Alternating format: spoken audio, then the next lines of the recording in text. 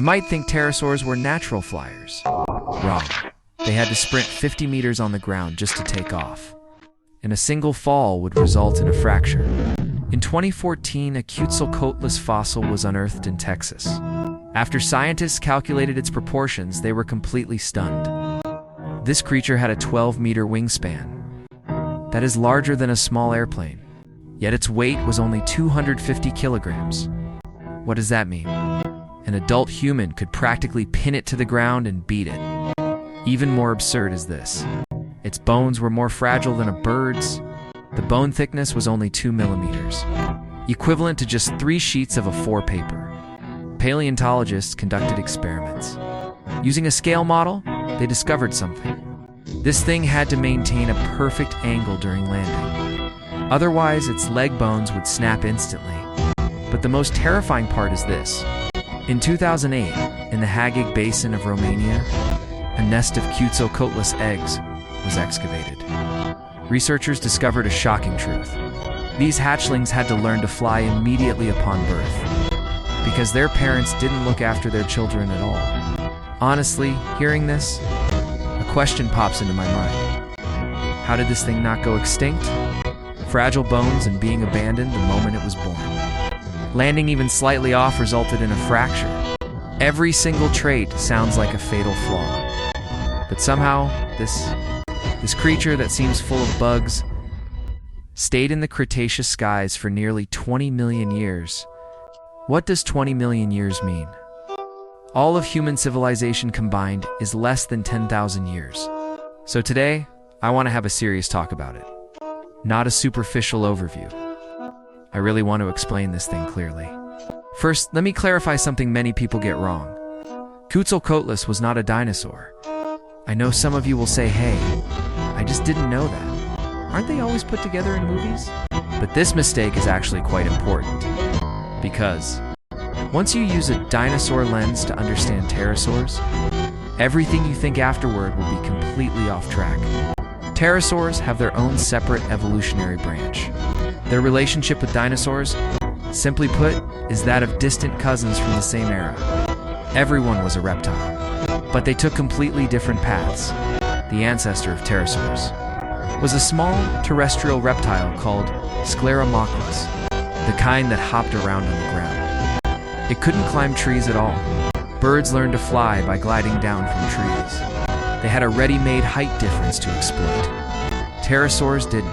They could only jump upward from the ground, flapping toward the sky time and time again, falling to their deaths generation after generation.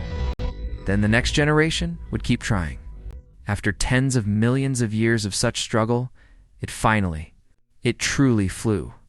In other words, pterosaur flight wasn't going with the flow. It was forced through pure grit.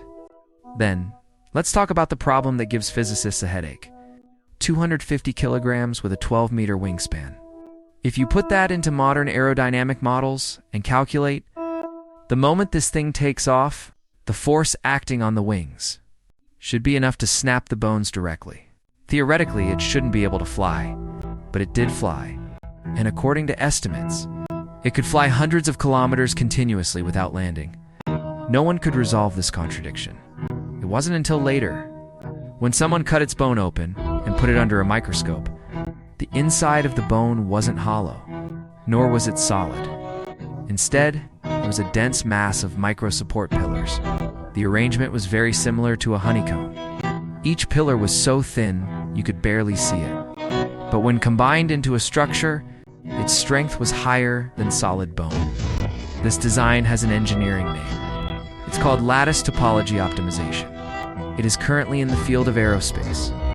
One of the most cutting-edge material design concepts, something humans spent decades to figure out. Quetzalcoatlus had growing on its body over 60 million years ago. So how exactly did it take off? This detail is something many people haven't heard of. It wasn't a running start. It was catapulting itself. Before takeoff, the wings would first tuck in tight. Held close to the body, 4 legs would simultaneously exert force against the ground. Then the front legs would suddenly explode with power. The entire body would jump straight up. This movement has a name. It's called a quadrupedal launch. It is unique to the order Pterosauria. No other animal has it. How powerful was that thrust from the front legs? Biomechanical models show the explosive force was several times greater than a bird of the same weight. On any terrain, it could be airborne in 2 seconds. Scientists never understood. Why in the mountains, on cliff faces, and in all sorts of strange places? Activity traces of Quetzalcoatlus could be found. Now they understand. Because for it, terrain was simply not an issue.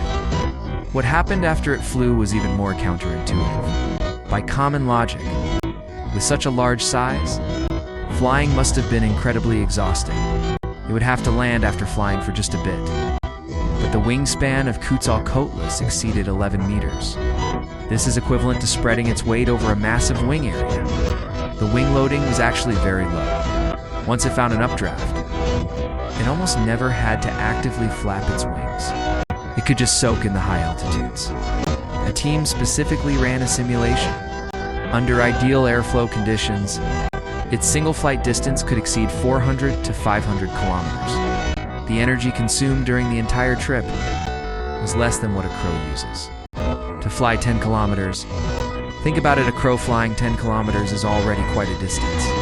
Quetzalcoatlus flew dozens of times that distance, using even less energy. This is getting a bit ridiculous. So it was actually a very fuel-efficient aircraft. It didn't rely on strength. It relied on knowing how to use air currents. There's another thing most people wouldn't think of. It's how it behaved on the ground. Many people think flying animals are useless once they land. But Quetzalcoatlus had a long hind leg ratio. Its joints were also stable, unlike animals that only land occasionally. More and more researchers believe it actually spent a lot of time walking around on the ground, and it hunted on the ground. Imagine this scene, an open plain. Something is moving in the grass. Quetzalcoatlus doesn't fly. It just walks over. It stands over 4 meters tall. Its beak is 3 meters long. With its neck held straight, it looks like a pole. It just takes a step, very slowly. But that composure makes a chill run down your spine. Before the prey can react, the beak strikes. It pins the head and tilts its own back, swallowing it whole. There is no chase throughout, almost no energy spent. Researchers call this an extremely energy-efficient method of predation. To put it more bluntly, it never chases you. It waits for you to walk into its range. Also, there is a detail worth noting. Fossil specimens show the body surface of Quetzalcoatlus likely had something similar to downy hair. The scientific name is pycnofibers. This characteristic indicates it was likely a warm-blooded animal. Its metabolism was much faster than cold-blooded animals. Its activity time was also much longer. Not just during the day, but at dusk, or even in the middle of the night, it might have been moving. You think you're safe just because the sun went down? Not necessarily. Furthermore, CT scans have looked at its skull. The ratio of the cerebellum was much larger than that of modern birds. The cerebellum is the part that controls coordination and spatial sense.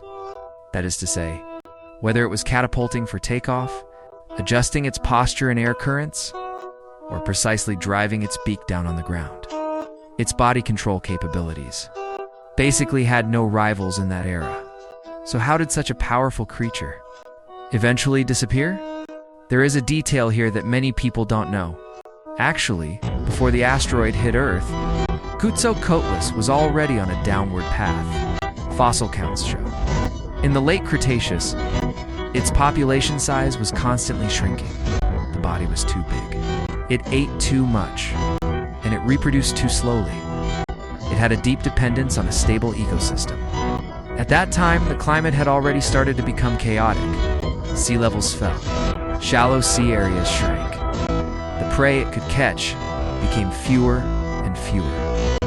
The problem for apex predators is that, as soon as the environment trembles, they are the first to feel it. And that asteroid arrived.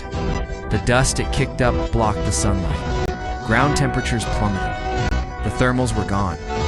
Without thermals, it couldn't soar. Without soaring, it couldn't eat. The remaining Quetzalcoatlus, in the increasingly darkening sky, one by one, they quietly fell. They landed and moved no more. Meanwhile, those small mammals huddled in burrows. With small bodies and low energy consumption, they managed to endure. You know what happened later? One of them slowly evolved into us. So, in a sense, the reason we can stand here is not because we were so strong. It's because we were insignificant enough at the time. Small enough to crawl into the soil and wait for that disaster to pass. The strongest die the earliest. That sounds a bit cruel, but that's just how it is. Quetzalcoatlus was never a perfect species. Its bones shattered at a touch. Landing required precise angles. It was clumsy walking on the ground. Its children were left to fend for themselves. But it relied on this body full of vulnerabilities. To stay in the sky for nearly 20 million years, it pushed every defect to the limit. Then it found that these defects, in turn, became skills. Other species couldn't learn. Being light was because it was fragile. It could fly far because it was light. The young didn't need parents because they were born strong enough. Behind every seemingly fatal weakness, there was hidden an advantage only it could use. This isn't some inspirational story. This is the logic of evolution. You don't need to be perfect. You just need to be good enough and be better at using what you have than others. Think about it. It's really worth pondering.